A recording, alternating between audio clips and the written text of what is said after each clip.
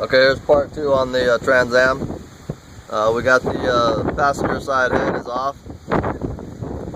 We're working our way to these rear transmission bolts. There's some bolts that we're going to be able to get now, really nice and easy on the back of the back of the motor connecting the transmission. So we got that off.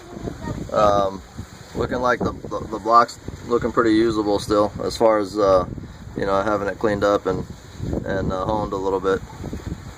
It should be a nice block. I just can't say for sure until I see the bottom end. But you see, this is see what happens when you run water in your vehicle.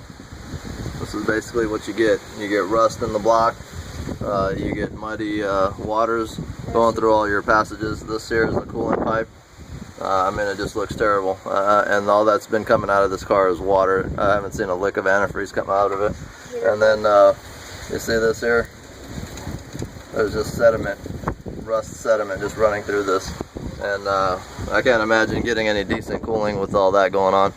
So hopefully this will show you something about what happens when you run water in your vehicle instead of antifreeze. Antifreeze is like 15 bucks a jug, man. You can get antifreeze and save you the price of a motor overheating or a head gasket or something.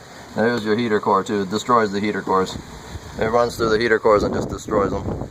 You know, it might be okay for the first, you know, day, week, couple months, but over time you're going to end up destroying your cooling system, and all your passages are going to look pretty much like that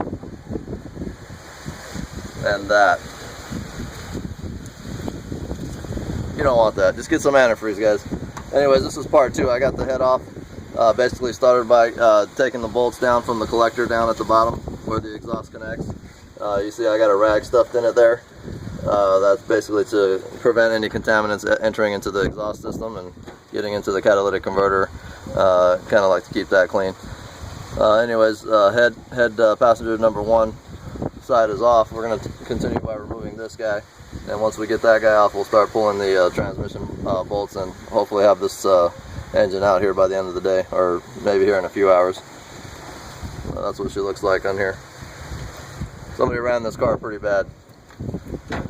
They didn't really care for this thing too much.